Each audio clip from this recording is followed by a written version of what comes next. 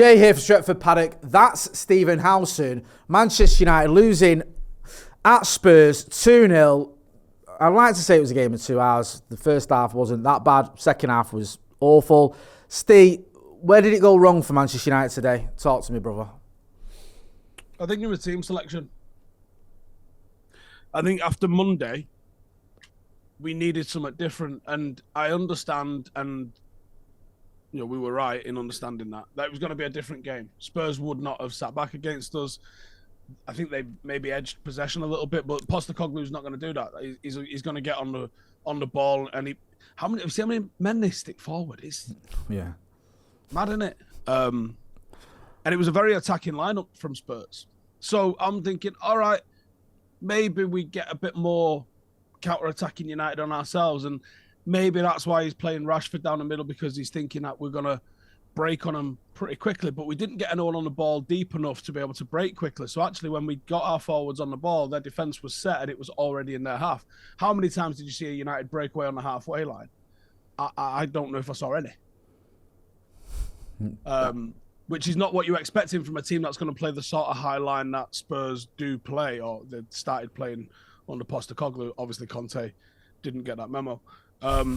So on one hand, you look at the starting 11 and you go, okay, if the game goes, it's going to be different to Wolves. So, all right. But I didn't think Garnacho deserved to start after the performance the other night.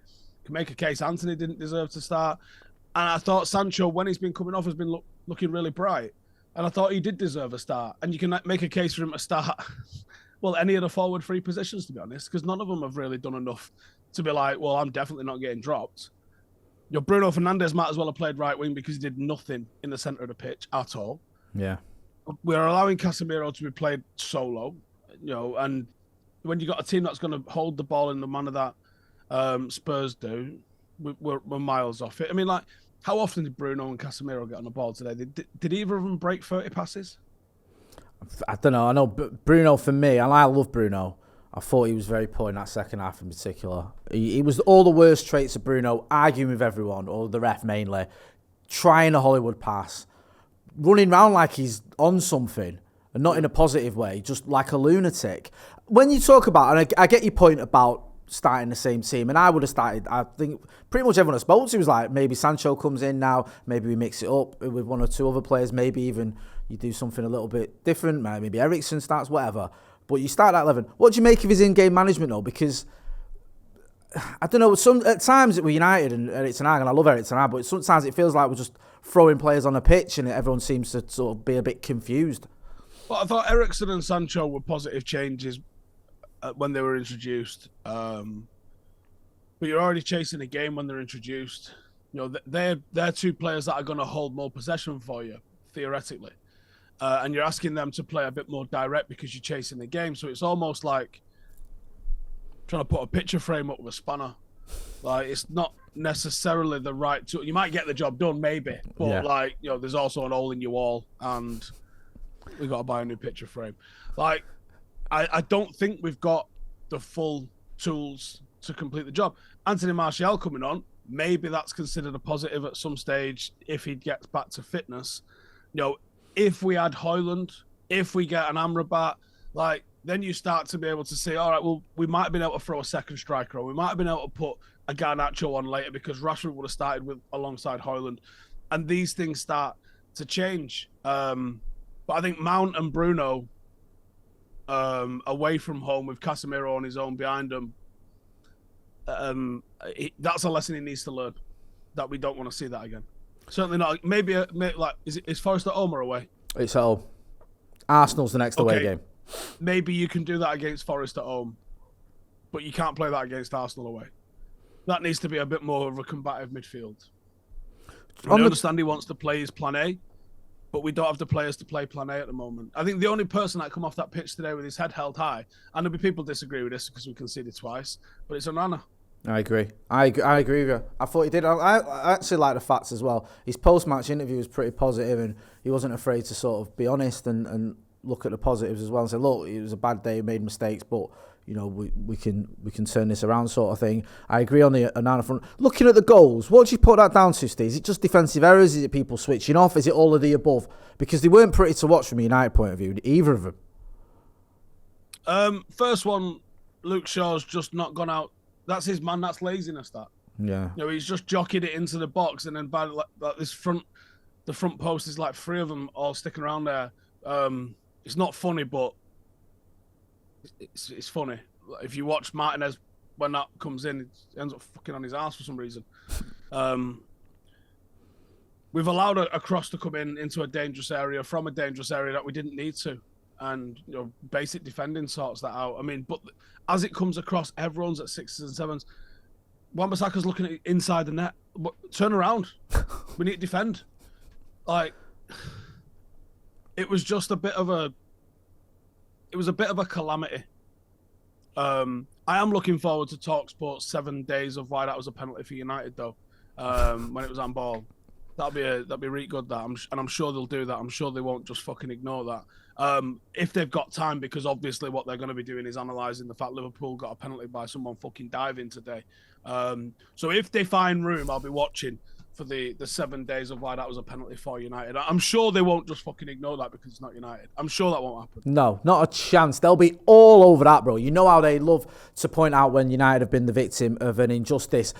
Just quickly before I let you go, as always, as you know better than anyone, when United lose, or even sometimes when we draw, there are a lot of reactionary comments and people pointing the fingers and questioning certain things.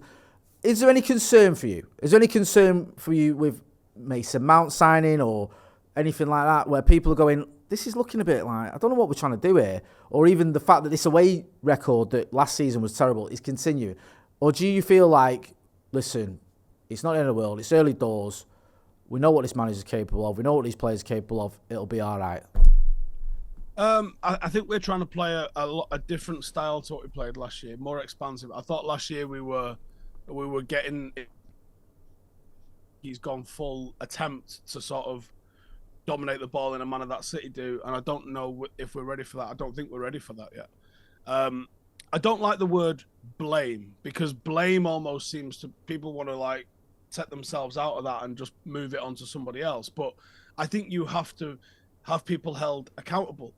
There's the decision-making all over the pitch was shit. Mount was non-existent. Rashford was non-existent. Bruno Fernandes was non-existent.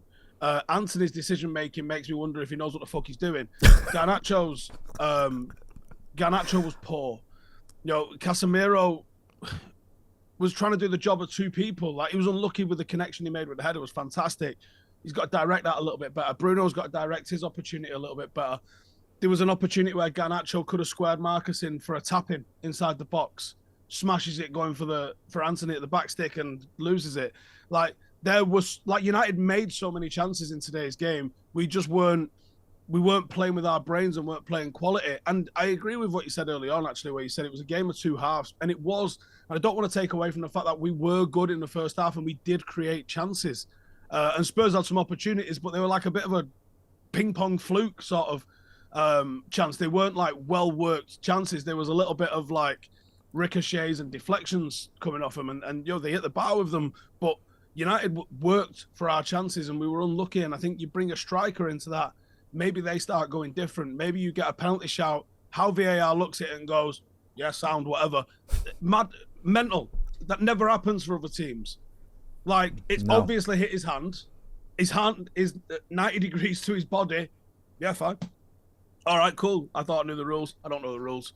So if you want to look at it, yeah, first half there was some positives to take from it. But then you have to be accountable to the things that went wrong in the second half. And maybe Erik ten Hag feels justified on the back of the first half performance was good. And maybe he goes, no, actually, I stand by my team selection. But I think he should examine his team selection. Was that the right thing? Did I expect United to be able to get better on the counter? Okay, why weren't we good on the counter? Did I need Eriksen to be able to help get the ball into the final third? Is Bruno occupying this weird right-hand channel for some fucking reason that we don't know about? Or would actually he be better served being in the number 6 alongside Casemiro, where he can get the ball and start attacks from deep? maybe that involves Mount. Maybe Mount isn't playing his game because Bruno's occupying the space that he's in. And is that something that we need to figure out? Who's going to take the priority? Is it Mount or is it Bruno? Because if you've got two people trying to do the same job and neither of them are fucking doing it, then something's wrong. So you've got to be held accountable. Ultimately, the buck stops on the manager. And that's not me going, get the fucking ball bell end out. Like, that's not the case, is it? Like, No. Fergie got things wrong. He got them right more than he got them wrong by a large degree. And Ten Hag gets them right more than he gets them wrong. But let's not pretend he doesn't get things wrong. And for me, I chalked today up as something that he got wrong. Now, that's not to absolve the players from any blame, because as I went through that list of them all before, Martinez, he looked shaky today. Luke Shaw looked shaky today. You know, Varane got caught in possession a couple of times. Like, I genuinely think Onana might have been the only player on the United team that can go, I did all right.